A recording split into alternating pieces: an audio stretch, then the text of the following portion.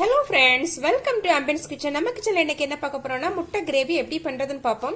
அதுக்கு முன்னாடி நம்ம சேனலை சப்ஸ்கிரைப் பண்ணாதவங்க சப்ஸ்கிரைப் பண்ணிக்கோங்க. அப்படியே பக்கத்துல இருக்கிற பெல் பட்டனை அமர்த்திக்கோங்க. அப்பதான் நம்ம அப்லோட் பண்ற எல்லா வீடியோ உடனுக்குடன் உங்களுக்கு கிடைக்கும். இது பாத்தீங்கன்னா சப்பாத்தி கூட அப்புறம் ரைஸ் கூட அப்புறம் வெரைட்டி ரைஸ் கூட அப்புறம் ஆப்பத்து கூட ரொம்ப நல்ல அட்டகாசமான காம்பினேஷன். வாங்க எப்படி பண்ணலாம்னு பாப்போம். முட்டை கிரேவி பண்றதுக்கு நான் ஒரு 7 முட்டை எடுத்துருக்கிறேன். முட்டையை ஃபர்ஸ்ட் நம்ம இந்த மாதிரி ஃபோர்க்கு அல்லது டூத் பிக் வச்சு நல்லா ஹோல்ஸ் போட்டுக்கலாம். அப்போ நம்ம மசாலா உள்ள இறங்கி நல்ல டேஸ்டா இருக்கும். ஓகே, எல்லா முட்டையும் இந்த மாதிரி ஹோல்ஸ் போட்டுக்கலாம். ஹோல்ஸ் போட்டாச்சு. இப்போ நம்ம ரோஸ்ட் பண்ணிக்கலாம். ரோஸ்ட் பண்றதுக்கு நான் ஒரு கடாய் அடுப்புல வச்சிருக்கிறேன். இதுல ஒரு 5 டேபிள் ஸ்பூன் எண்ணெய் விட்டுக்கலாம். எண்ணெயில 1/4 டேபிள் ஸ்பூன் மஞ்சள் தூள், 1 ஸ்பூன் மிளகாய் தூள் சேர்த்துக்கலாம்.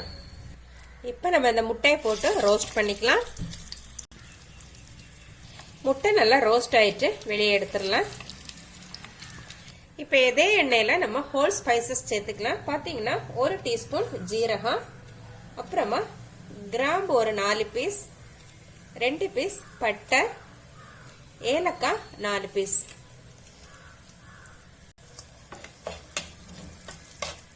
இது கூடவே 4 பெரிய வெங்காயம் இந்த மாதிரி குட்டி குட்டியா நறுக்கி வச்சது சேர்த்துக்கலாம். வெங்காயம் நல்லா வதங்கட்டும். இது கூடவே நம்ம 2 பச்சை மிளகாய் கீரி சேர்த்துக்கலாம். வெங்காயம் ஓரளவு வதங்கிடுச்சு. இப்போ நம்ம 1 டேபிள் ஸ்பூன் இஞ்சி பூண்டு பேஸ்ட் சேர்த்துக்கலாம்.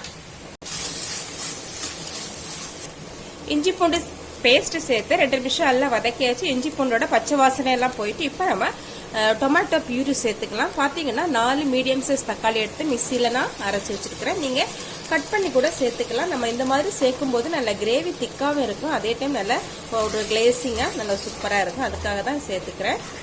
நல்லா வதங்கட்டும். டொமேட்டோ பியூரி இப்ப நல்லாவே வதங்கிடுச்சு. இப்ப நம்ம மசாலா சேர்த்துக்கலாம்.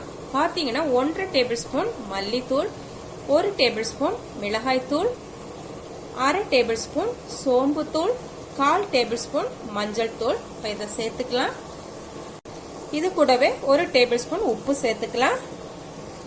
சேர்த்து நல்லா கலந்துக்கலாம். மசாலா சேர்த்து ஒரு 2 நிமிஷம் நல்லா வதக்கிக்கலாம். மசாலா சேர்த்து இப்ப 2 நிமிஷம் ஆயிட்டு இப்ப நம்ம தண்ணி சேர்த்துக்கலாம். நான் ஹாட் வாட்டர் சேர்த்துக்கிறேன் ஒரு 2 கப்.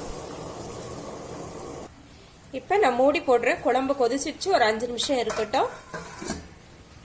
5 நிமிஷம் ஆயிட்டு இப்ப நம்ம ரோஸ்ட் பண்ணி வச்ச முட்டையை உள்ள சேர்த்துக்கலாம். மீண்டும் மூடி போட்டு ஒரு 3ல இருந்து 4 நிமிஷம் கொதிக்கட்டும்.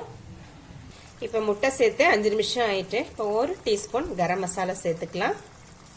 கொஞ்சமா மல்லி இலை சேர்த்து ஒரு 2 நிமிஷம் கொதிக்க விட்டு இதை இறக்கிக்கலாம். ஓகே, 2 நிமிஷம் ஆயிட்டு இப்ப ஸ்டவ் ஆஃப் பண்ணிக்கலாம். நம்ம முட்டை கிரேவி இப்ப ரொம்பவே சூப்பரா ரெடி ஆயிடுச்சு. இந்த மேல தெரியுற ஹோல் ஸ்பைசஸ் அப்படியே வெளியே எடுத்துடலாம். ஓகே ஃப்ரெண்ட்ஸ், நம்ம முட்டை கிரேவி இப்ப ரொம்பவே சூப்பரா ரெடி ஆயிடுச்சு. இந்த ரெசிபி உங்களுக்கு பிடிச்சிருந்தா ஆம்பியன்ஸ் கிச்சனை சப்ஸ்கிரைப் பண்ணி லைக் பண்ணி ஷேர் பண்ணி கமெண்ட் பண்ணுங்க. மீண்டும் நல்லதொரு ரெசிபியோட உங்களை சந்திக்கிறேன். பை.